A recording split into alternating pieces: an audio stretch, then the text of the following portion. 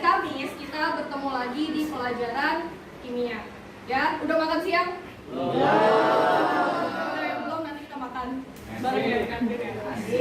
Nah, sebelum mulai pembelajaran hari ini ya, Ibu cek kelasnya masih kotor. Silahkan yang masih ada sampah di bawah di kolong meja, silahkan buang dulu keluar.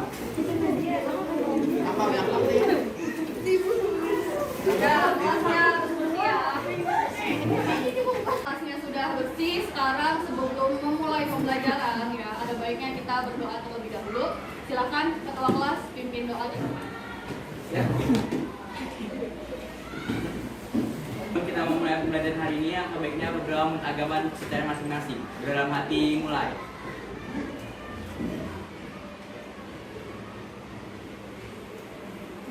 Berdoa selesai.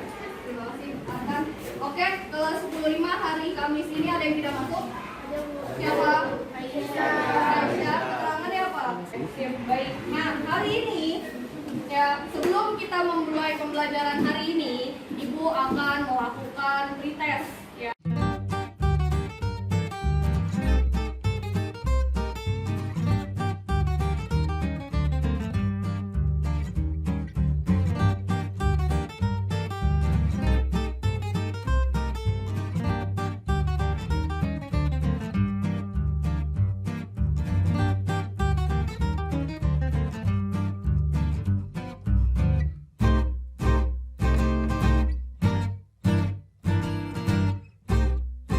Oke, sudah selesai mengerjakan pretestnya?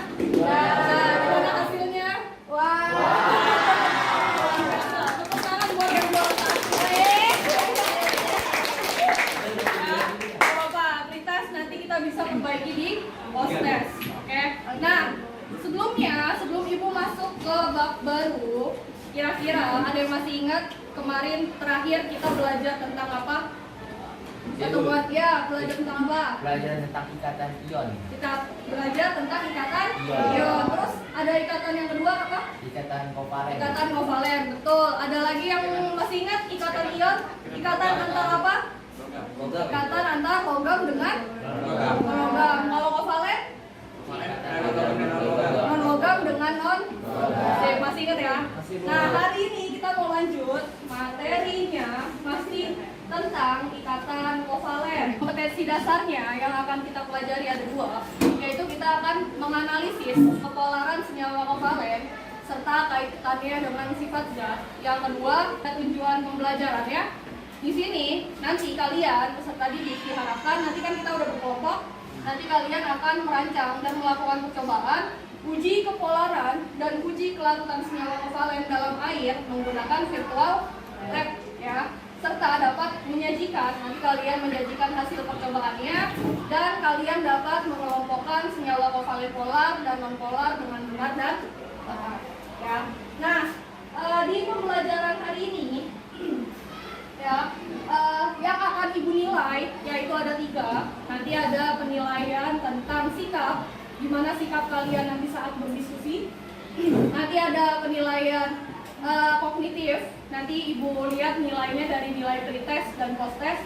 Ada yang tahu ini gambar apa? Rantai. Terus gambar sampingnya ada rok. Siapa yang cewek-cewek pakai rok, terus roknya sering kena rantai motor? Iya. Iya, libet-libet ya. Cowok pakai rok. Kadang rok nyangkut ya di rantai, terus dia kena oli. Ya, kalau kena oli, ada yang tahu cara bersihinnya gimana? Ada yang pernah bersihin noda oli pakai? Ya, kadang kalau pakai air doang bersih nggak? Nah, kita perlu sesuatu yang bisa menghilangkan noda oli di rok yang kena oli itu. Gimana caranya? Nah, itu yang akan kita temukan solusinya dengan melakukan percobaan virtual. Oke, sekarang sudah duduk berkelompok. Ibu akan bagikan LKPD-nya untuk masing-masing kelompok. Oke, kelompok 1 mana? Kelompok 2. Kelompok 3. Kelompok 4. Kelompok 5. Kelompok 6. Oke. Nah, coba dibuka LKPD-nya, buka dari halaman yang kedua. Ya, coba dibaca dulu wacananya. Kalau sudah, langsung saja dikerjakan tahapan-tahapan pembelajaran yang ada di LKPD.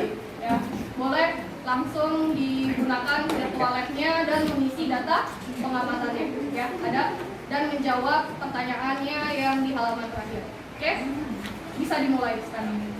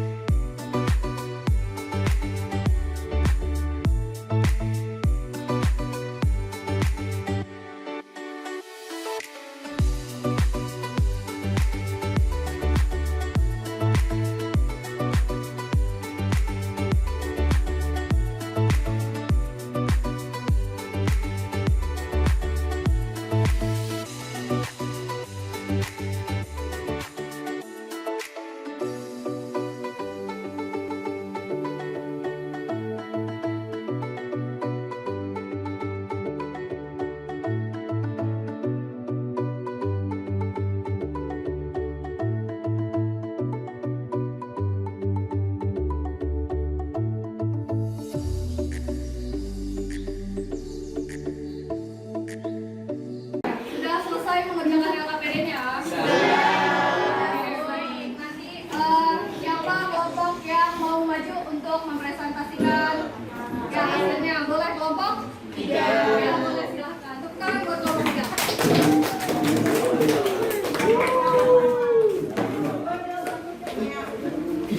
Assalamualaikum warahmatullahi wabarakatuh. Kami dari kelompok 3 akan menjelaskan hasil dari penelitian kita menggunakan virtual lab. Apakah penyebab aliran suatu zat cair dapat dibelokkan oleh medan magnet? Karena ada perbedaan kecepatan elektron sehingga zatnya bisa dibelokkan. Nah, bagaimana hubungan kepolaran dengan larutan dalam air? Senyawa polar akan larut dalam pelarut polar. Air adalah pelarut polar. Sesuai dengan prinsip like dissolve like. Oke, lanjut. Berdasarkan hasil percobaan, manakah yang termasuk senyawa polar? Ada hidrogen peroksida, etanol, aseton, dan asam asetat. Yang selanjutnya, berdasarkan hasil percobaan, manakah yang termasuk senyawa non-polar? Ada benzena, kloroform, feniletsena, toluena, karbon tetraklorida, dan propana. Sekian dari kelompok 3. Wassalamualaikum warahmatullahi wabarakatuh. Waalaikumsalam warahmatullahi wabarakatuh. Boleh kembali ke tempatnya. Terima kasih kelompok 3. LKPD-nya yang sudah kalian kerjakan ya. Jadi berdasarkan wacana ini, Prof Dinda kena oli. Ya, ternyata disaranin sama ibu-ibu dia menggunakan sitrun. Ternyata olinya hilang nggak? Tidak. Kenapa? Terus Dinda dikasih tahu ada Dinda scroll di medsos gimana cara ngilangin oli ya di rock guys kayak gitu. Ya, ternyata ada yang kasih saran pakai aseton. Ada yang tahu aseton? Dia penghapus stek ya. Lalu ada yang kasih saran pakai cuka atau pakai minyak. Nah, setelah kita melakukan percobaan tadi, ternyata yang bagus untuk menghilangkan oli, noda oli, yaitu menggunakan minyak tanah. Kenapa? Karena oli sifatnya non-polar. Dia akan larut pada pelarut non-polar. Minyak tanah sifatnya non-polar. Sedangkan asam sitrat atau sitrun, aseton, dan cuka dia sifatnya polar. Jadi non-polar akan larut pada pelarut larut non polar sesuai prinsip like dissolve. Bisa dipahami? Ada yang mau memberikan kesimpulan? Ya boleh. Sebutkan nama. Saya Berdiri sebutkan nama. Muhammad Adi Pamungkas dari kelompok 2. Di sini saya akan memberikan kesimpulan, yaitu setelah mengetahui hasil penelitian virtual lab ini, kami mengetahui ikatan kovalen. Ikatan kovalen itu dibagi dua jenis, yaitu yang pertama ikatan kovalen polar dan yang kedua ikatan kovalen non polar. Berdasarkan ciri-cirinya, ikatan kovalen polar itu terbagi dua, yaitu yang pertama dapat larut dan yang kedua dapat dibelokkan oleh medan magnet. Sedangkan ikatan kovalen non polar, yang pertama tidak dapat larut dan yang kedua tidak dapat dibelokkan oleh medan magnet. Sekian dari saya, terima kasih. Oke, tepuk tangan buat Adi. Ada lagi yang mau memberikan kesimpulan? Boleh berdiri dan sebutkan nama. Nama saya Nazwa Fatia. Di sini saya mau memberikan inti penjelasan tadi. Intinya tuh senyawa polar yang tadi udah disebutin semuanya itu larut dalam air. Sesuai dengan prinsip light dissolve light. Terus senyawa polar itu larut dengan polar, sedangkan senyawa non polar itu larut dengan non polar.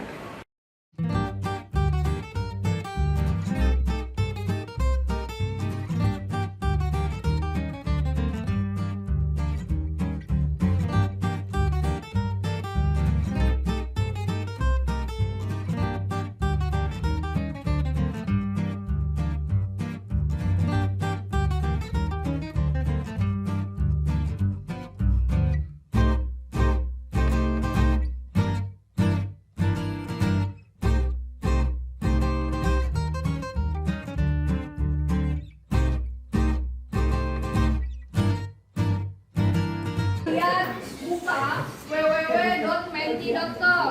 Coba dibuka di handphone kalian. Bisa.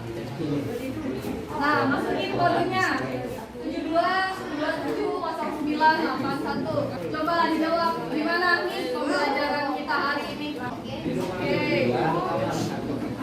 Tidak ada yang merasa kesulitan? Tidak, Bu. Tidak ya. Keren. Tepuk tangan buat 10.000. Ya, oke. Terima kasih. Kita selesaikan pertemuan hari ini. Untuk pertemuan minggu depan, kita masuk ke bab selanjutnya, yaitu kita akan belajar tentang bentuk molekul. Ya, kemarin kita udah belajar senyawa kovalen kan. Contohnya ada H2O. Kalau kita buat H2O kayak gini. Nah, kalau bentuk 3D-nya, ini kan kita bentuk 2D doang kan. Kalau bentuk 3D-nya, senyawa molekul H2O tuh bentuknya kayak gimana? Sekian pertemuan hari ini. Terima kasih kepada 10.5. Sampai bertemu di pertemuan selanjutnya. Assalamualaikum warahmatullahi wabarakatuh.